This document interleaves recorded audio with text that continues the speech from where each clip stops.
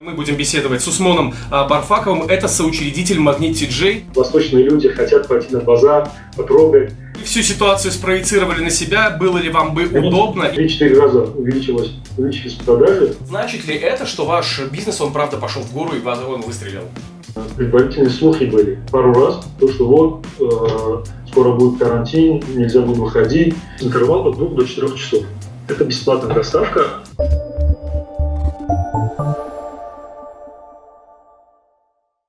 Друзья, всем привет! Мы продолжаем серию видео-интервью на Азия Плюс, называется Азия Плюс онлайн. И знаете, пандемия достаточно сильно ударила по всем секторам бизнеса. В частности, затронула и такую вещь, как доставка продуктов питания. Не путать с доставкой еды, потому что доставка еды, она достаточно в большом количестве представлена у нас в городе. Но у нас буквально недавно, всего пару лет назад, появился один сервис, который называется Магнит TJ. И это ребята, которые стали заниматься доставкой продуктов питания и не только для жителей нашего города. О том, как это происходит, сегодня мы будем беседовать с Усмоном Барфаковым, это соучредитель Магнит TJ. Усмон, добрый день, здравствуйте. Здравствуйте. Спасибо большое, что согласились на наше интервью, очень рады видеть вас. Усмон, скажите, пожалуйста, с чего вообще пришла идея открыть сервис доставки продуктов? Были много проектов, которые мы хотели реализовать, и были те, которые мы действительно реализовали, но они не пошли. В конечном итоге, в один прекрасный вечер, в кругу друзей, один из моих партнеров, на данный момент он тоже является учредителем Магнит TJ, он просто в кругу друзей вечером предложил: давайте создадим онлайн супермаркет, или же мобильный онлайн супермаркет, да? Зная наш рынок, то, что такого нету у нас, посмотрели и проанализировали все плюсы и минусы, то можно реализовать, что нельзя реализовать. Пришли к выводу, что плюсов больше. Мы сами на себе это ощущали, то, что после работы нужно обязательно заходить куда-то, тратить время, покупки делать, а потом на работу и так далее. То же самое, например, моя супруга, да, после работы спускается в супермаркет, закупается эти тяжелые пакеты, доставляет домой. Это также время занимает, что немаловажно в современном мире. Время это очень ценно, да? Так и пришла идея создания такого удобного сервиса, да? Целый супермаркет в кармане, в мобильном приложении. То есть, получается, вы всю ситуацию спроецировали на себя, было ли вам бы удобно, и вот таким вот образом пошло. Да. Отлично. С учетом того, что мы сами были ребята из IT-сферы, а именно программными разработчиками, программистами, то мы здесь никаких сложностей не видели для реализации этого проекта. А сколько времени вам понадобилось для того, чтобы бизнес поставить на поток, я имею в виду, чтобы вот он пошел у вас? Понятно. Основная проблема, конечно же, это было программное обеспечение, да, создание программного обеспечения, или же взять какой-то существующий, то есть купить. Соответственно, был очень ценник такой высокий был, и мы подумали, лучше давайте сами разработаем. Разработка мобильного приложения и в целом системы учета, веб-сайта, всего остального, именно ПО, скажем, да, программное обеспечение, заняло 6 месяцев, то есть полгода примерно, да. Вот разработка заняла это, так как мы параллельно еще и работали, понимаете, и из-за этого мы не могли просто переключиться полностью. И параллельно, конечно же, мы проводили работы по нахождению, например, склада с оптимальным расположением, да, чтобы было удобно, там свои нюансы были. Например, в то время эстакады строились и дороги были закрыты, да, чтобы иметь доступ хороший ко всем точкам города, нам обязательно нужно было иметь склад с очень оптимальным местоположением, да. Параллельно этим занимались. Также встречались с будущими поставщиками, фирмами поставщиками официальных представителей тоже каких-то брендов, да, мировых. С ними встречались, анализировали цены, где выгодно покупать, чтобы с учетом наценки не было так дорого. Потому что наши клиенты, наше население всегда сравнивают цены, да. Таким образом, потихоньку мы пришли. Там регистрация официально, мы так как работаем официально, там зарегистрировались, например, как ИП, индивидуальный предприниматель. Все это время в целом за него полгода. Ну, достаточно приличный такой срок, но для большого бизнеса это, в принципе, не время. По поводу складов я хотел спросить. Вот вы говорите, вы запустили проект, запустили ваш сервис и искали склады. То есть правильно я понимаю, что какая-то часть продукции все-таки у вас хранится на складе, либо же у вас какие-то есть дилерские соглашения с поставщиками, скажем, той же самой молочки или других видов товаров, где вы просто приезжаете, покупаете, отвозите человеку, который заказал? 97% товара находится у нас на складе.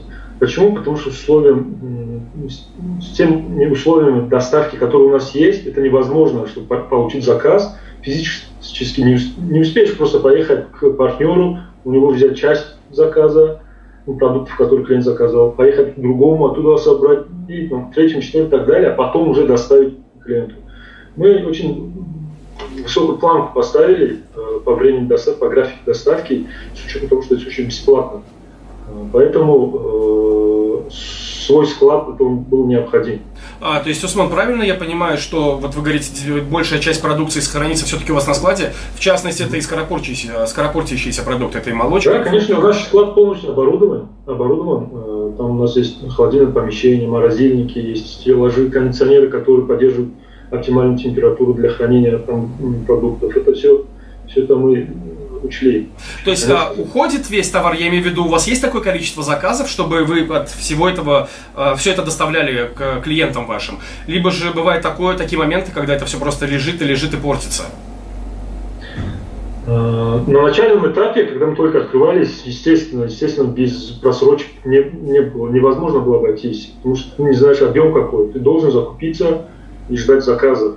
Естественно, без этого нет. Но на данном этапе мы уже имеем статистику, то есть наша система, которую мы разработали, она анализирует даже любую закупку, которую ты хочешь совершить, закупку, то есть поставку тебе на склад. Просто смотришь, статистику он дает в среднем за месяц, сколько продаешь. Если это краткосрочный продукт с коротким сроком сохранения, то тебе говорит за неделю или за 5 дней ты должен сколько иметь у себя. То есть вот все у нас продукт такой, можно сказать, он умный, да? Он дает рекомендацию. Поэтому, когда есть статистика, количество закупа ты можешь контролировать и минимизировать потери. Да, статистика вещь упертая, как ни крути. Да, Усман, вот смотрите, в условиях пандемии не можем мы не затронуть, конечно же, и эту тему. Ваш сервис, он как нельзя кстати пришелся для населения нашего города. И был ли у вас какой-то подсчет, был ли у вас, скажем так, больше обращений, может быть, вот выстрел вашего сервиса в этом смысле? Ну, конечно, без этого никак. Мы как к этому готовились, да? Мы сначала думали, что будет бум сильный. И если помните, все, конечно, помнят, предварительные слухи были пару раз, то, что вот скоро будет карантин, нельзя будет выходить. И вот это создало ажиотаж на базарах, магазинах, большой ажиотаж был, да? И вот это предварительно до самореализации, до пандемии, всего остального. 2 таких случая было, да? Ажиотажа, которые не были обоснованы ничем, просто народ, слухи пошли по народу и все. Бум был такой, все выкупили, закупились мукой, макаронами, маслом, все. Соответственно, нас тоже это коснулось, да, был скачок, на пару дней. И таких скачков 2 раза было, да, и слухи тоже, помните, 2 раза такие слухи появлялись. Да. Вот. Исходя из этого, мы, когда уже пандемия сама действительно уже пошла и уже объявили о самореализации, многие рынки уже закрыли и так далее, мы думали, опять же, это будет вот как первые 2 случая, да, мы не подготовились, честно скажу, мы сильно не подготовились, потому что думали, пару дней, максимум 3-4 дня, опять же, вернуться к обычному образу жизни. Но, к сожалению, получилось так, действительно, это продолжилось очень долго, и мы сотрудников не взяли. И один момент нам пришлось, так как скачки были, хорошие скачки, да, не знаю, можно сказать, 3-4 раза увеличились продажи, в один момент мы даже были вынуждены поменять график доставки, да, то есть увеличить. Потому что за 2 часа мы просто не успевали физически обслуживать. Мы объявили об этом, многие большинство наших клиентов отнеслись к этому очень хорошо, с учетом того, что наши курьеры, мы сами очень рисковали своим здоровьем и так далее. Вот, они относились с этим очень правильно, поняли нас. Вот, конечно же, были клиенты, которые это им неприемлемо, да, они привыкли за 2 часа. Вот. Ну, в любом случае мы прошли это. Конечно же, это очень большой импульс дал вообще развитию e-коммерции, как бы, да, вот, особенно нашему интернет-магазину большой импульс дал. Но когда уже эта пандемия снизилась, как бы, да, уровень заболеваемости снизилась, люди уже вышли, соответственно, и также был медленный спад. Потихоньку заказы опять же стабилизировались до прежнего уровня. Ну, это странно, я имею в виду, что снизился спрос, учитывая, что тот сервис, который вы предлагаете, он действительно очень удобный. И вот мне кажется, что все-таки по инерции я бы, например, продолжал бы заказывать у вас, нежели... Да, конечно же, такие клиенты все-таки остались, но все-таки мы ожидали большего, понимаете, что это будет как бы останутся до конца, но ментальность нашего населения, восточные люди хотят пойти на базар, потрогать.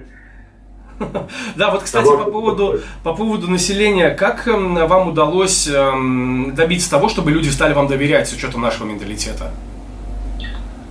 Знаете, очень сложно было, честно, поначалу, потому что все-таки, как мы ранее сказали, ментальность наша, лучше сами пойдут, поторгуют, там, выберут. Очень сложно, но благо есть такие типа людей, новаторы, да, скажем, которые очень быстро приспособятся к новому, они любят новшества, переключаются на них. Вот. Основная часть наших клиентов – это современные, продвинутые люди, которые действительно любят новшества. Также, конечно же, мы никогда не исключаем клиентов, которые ценят время. Вот с ними у нас очень все хорошо идет, они все больше и больше становятся их. Конечно же, время самое главное, чем, например, проводить то же время на базаре или же в супермаркете, в том же, например, Фарулоне, да, они заказывают у нас, мы им доставляем, и у них больше времени остается на семью, сходить в кино или же то же самое, больше поработать, более сделать продуктивным свой. Кстати, по поводу времени, в течение какого времени, какого срока доставляется заказанный товар?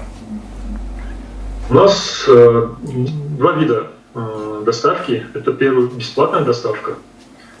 Мы доставляем через 2 часа, в течение следующих 2 часов. То есть интервал от 2 до 4 часов. Это бесплатная доставка. Минимальная сумма заказа должна быть 49 сомон. 49 сомон. И на самом деле это очень удобно, да? Вот даже если так подумать, через 2 часа в течение следующих 2 часов. Если так, удобство в чем? Я на работе, например, да? Вот представьте, человек на работе, обеденный перерыв, заходит, заказ оформляет, указывает время доставки с 16 до 18:00. Все, закрывает заказ, дальше работает, после работы выходит, идет домой, за ним в дверь стучатся его покупки. Все. Не нужно ходить куда-то. То есть мы что даем? Мы даем возможность выбора времени доставки, график доставки создать. Можно сегодня на завтра указать доставку. А вот вы сейчас сказали по поводу 49 сомони, это бесплатная доставка, а платная доставка? Это минимальная сумма заказа, да? Минимальная корзина. Да, минимальная. А экспресс-доставка еще есть у нас, стоит 9 сомон и в течение 40 минут мы доставляем. Ага. В течение 40 минут, то есть если что-то срочное, то, пожалуйста, у нас тоже есть услуга, за 9 сомон в течение 40 минут доставляем. Но там сумма заказа должна быть 79 сомон. Минимальная сумма заказа 79 сомон. Усман, скажите, пожалуйста, каким образом вы рассказали нашему населению о вашем сервисе? То есть, может быть, это были какие-то платформы, либо это была реклама какая-то внешняя, может быть? С учетом того, что мы являемся интернет-магазином, да, это говорит о том, что наша аудитория в основном в интернете. Правильно? Это люди, которые пользуются возможностями интернета и хотят пользоваться удобством, которое предоставляет интернет. С учетом этого мы, конечно же, сделали ставку на начальном этапе только на диджитал рекламу. То есть основной инструмент – это SMM-продвижение. Социальные сети, там, Facebook, Instagram. Вот. В основном свою аудиторию ищем там. Вот. С появлением инвестора, один момент мы начали искать инвестора, чтобы начать расширяться. Слава богу, нашли инвестора, они поверили в нас, инвестировали. Мы также воспользовались возможностями офлайн рекламы, там, БТЛ-акции и другие. Скоро тоже хотим поставить несколько баннеров в городе Худжанде. Ну, мы сейчас, кстати, к этому еще подойдем по поводу города Худжанда. Я хотел вас спросить, всегда ли есть у вас товар, может быть, в наличии или на складе, который представлен у вас на сайте? Опять же, говорю же, вот, как ранее сказал, 97% они у нас в наличии. Но, например, мясо, да? Мясо мы заказ принимаем с 8 до 12 часов. Почему? Потому что мясо мы у себя не храним. У нас есть контракт, соглашение с партнером нашим, который обязуется нам предоставлять до этого времени свежее, качественное мясо, да, у которого есть все свои документы. То есть нам заново документы делать, санэпидемстанцию, это немножко как бы труднее, да, для нас. Поэтому мы просто взяли контракт, заключили с несколькими мясными лавками, которые нам вот это все предоставили. Это, например, из тех 3%, которых у нас на складе нет.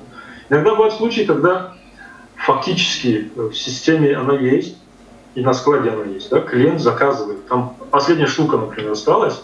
Клиент заказывает, но когда наш расфасовщик, сборщик собирает, вот смотрят, качество не отвечает нашим требованиям. Да? Соответственно, ну, фактически он есть, клиенту был доступен, потому что наш склад с сайтом, с мобильным приложением синхронизирован. Да? И клиенту мы звоним, объясняем, что ситуацию, что товар, мы не рекомендуем его, то есть, или же нету у нас, мы говорим, предлагаем альтернативу. Только в таких случаях. А так, конечно же, в основном у нас все на складе. То есть, если вот взять, допустим, какие-то сезонные продукты, да, скажем, те, которые, скажем, не бывает летом или зимой, у вас все это синхронизируется? То есть, я имею в виду, если сейчас грибы в принципе недоступны по природе, то есть у вас, я так понимаю, на сайте их тоже его не будет, да, этого пункта? Да, конечно. У нас склад и наша система, она синхронизирована. Все понятно. А с аптеками работаете? С аптеками в один момент мы начали изучать этот вопрос, но мы не решились по нескольким причинам, таким объективным причинам, потому что, во-первых, это опять же, чтобы время доставки соответствует времени доставки, вы должны иметь свой склад с лекарствами, организовать заново со всем стандартным, соответствующим оборудованием, там, потому что это лекарство все-таки очень такой щепетильный момент. Вот. Мы не решились. Далее нужно фармацевта хорошего найти, который по законодательству обычный наш человек, который собирает заказ, не имеет права работать с лекарством, да, то есть квалифицированный фармацевт нужен. И документы, конечно же, самое главное, лицензия и другие необходимые документы нужно было подготавливать. Мы в целом посмотрели и сказали, что нет. Мы могли бы работать с какой-нибудь аптекой, да, с ним согласовать все эти процессы, но, опять же, между клиентом, скажем так, больным и аптекой Магнит TJ. И мы вот этот риск того, что может быть какое-то некачественное лекарство попадет нашему клиенту, да, и что-нибудь там, не дай бог, случится с ним, в ответе будем мы. Правильно? Откуда вы купили? С Магнита. Все, это очень такой момент. Поэтому на данном этапе мы очень сильно акцентируемся на свой сервис, который сейчас у нас налажен. Мы хотим его оптимизировать, улучшить, полностью на ход поставить, расширить. Потом, конечно, может быть, перейдем в другие сервисы, которые тоже будем развивать. Ну что ж, я в этом смысле желаю вам удачи. Вот смотрите, Усман, на вашем сайте просто огромнейший выбор товаров, начиная от молочки, допустим, да, заканчивая цветами, это и могут быть и комнатные растения, это и букеты. А у вас изначально был такой вектор, либо вы начинали с чего-то одного, там, может быть, овощи, фрукты, либо вы сказали, так, мы будем заниматься всем подряд? В принципе, да, мы вначале начали как? Все, что вы можете найти в супермаркете, начиная от еды, то есть овощи, фрукты, категории этих овощей, фруктов, бытовая химия, средства гигиены, личной гигиены и так далее, канцелярские товары. Это все мы изначально хотели нести, и мы это реализовали. Насчет цветов, это буквально пару недель назад мы это внедрили. Это очень удобный, действительно удобный сервис, особенно с учетом того, что мы скоро уже онлайн-оплату именно на сайте можно будет оплатить виза-картой, то люди, которые будут, наши граждане, которые будут находиться за рубежом, они спокойно смогут делать приятное своим близким удаленно, да, например. Надеюсь, что это будет востребовано. Ну а сейчас, я так понимаю, у вас оплата идет только через Алиф? Нет, почему же первым электронным кошельком, с которым мы контракт заключили, это был Хумо. Хумо, микрофинансовая организация Хумо, у них тоже электронный кошелек был. Мы с ними начали, потом подключились к Алифу, вот, и Мегафон кошелек появился. Сейчас мы уже работаем с платформой Мой Вавилон, вот. И мы стараемся расширять все способы оплаты, потому что у нас у многих наших граждан зарплатные проекты, то есть карточки. Почему нет? С любым банком мы открыты работаем. Для нас это никаких сложностей. Кстати, вот вы сейчас упомянули одно хорошее слово – расширение. И Magneti-J, вот вы на рынке всего 2 года, получается. Но вот, как вы сказали, уже вы расширяетесь и запускаетесь буквально вот со дня на день в городе Худжанд. Во-первых, я вас поздравляю с этим, это отличный результат. Во-вторых, значит ли это, что ваш бизнес, он правда пошел в гору и он выстрелил? Ну, давайте я вам скажу так. Этот бизнес, в который мы вошли, мы изначально осознавали, что это бизнес не краткосрочный. То есть мы сейчас вложим деньги, свое время и так далее, и мы сразу окупим его. Этот бизнес среднесрочный, если глобально взять, это среднесрочный, даже можно сказать долгосрочный окупаемость имеет. Простой пример могу привести с мирового опыта. Есть такой интернет-магазин «Гигант» в России, да, ozon.ru называется. Представьте, они открылись в 1997 году и только на самоокупаемость вышли в 2003 году. С учетом того, что это Россия, да, там люди более... В целом интернет-индустрия намного быстрее расширяется и популяризируется. Да, конечно, сейчас не 90-е, не 2000-е, но с учетом того, что мы в Таджикистане, и уровень интернет-пользователей не на уровне, скажем, того же 2000 года Российской Федерации, мы сейчас просто расширяемся, чтобы новых клиентов увеличить, то есть получить новых клиентов во всех направлениях. Мы расширяемся в ассортименте. То есть если мы начинали с 500 наименований ассортимента, сейчас у нас очень большое, более 4000 наименований. Мы расширяемся в сторону оптимизации процессов доставки. Мы расширяемся именно в географическом смысле, да, более большой охват территорий предоставления услуг. Но сейчас на данном этапе расширяемся, чтобы, дай бог, в будущем у нас, чтобы быстрее дойти до точки безубыточности. С появлением нашего инвестора, как я ранее говорил, у нас большие возможности появились для расширения и достижения наших целей. Ну что ж, я просто уверен, что вы достигнете своих целей, потому что вы идете в правильном направлении, по крайней мере, вы сами это знаете. И еще один вопрос по поводу электронной коммерции. Вот вы проговорили сейчас про интернет. Можете, во-первых, пояснить, может быть, кто-то не знает, что такое электронная коммерция и какую пользу она принесет для людей? Интернет-коммерция, давайте я в целом объясню, что это. Интернет-коммерция – это просто интернет-торговля. Интернет-торговля, покупки, онлайн-покупки и самый основной момент – оплата их. используя возможности интернета. Те же кошельки, интернет-эквайринг, переводы, все в целом есть, не буду слишком усложнять, вот это все в целом есть интернет-коммерция. Да?